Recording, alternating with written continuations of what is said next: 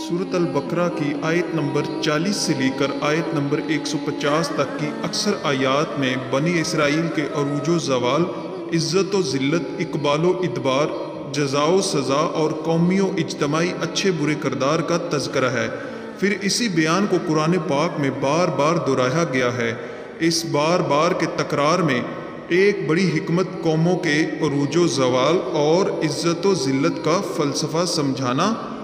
और मुसलमानों को उससे इबरत दिलाना है कि जिस तरह बनी इसराइल पैगम्बरों की औलाद होने, जलीलल कदर अंबिया अलैहिस्सलातो वस्सलाम की उम्मत होने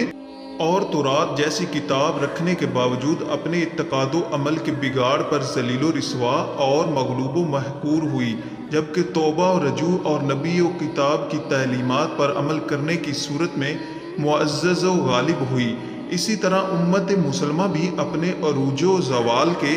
असबाब को इसी आईने में देख सकती है। आज सब पूछते हैं कि मुसलमान मगलूबियत, ज़िल्लत और पस्ती का शिकार क्यों हैं। कुरान में बयान करदा बनी इसराइल का कौमी और इज्तमाई किरदार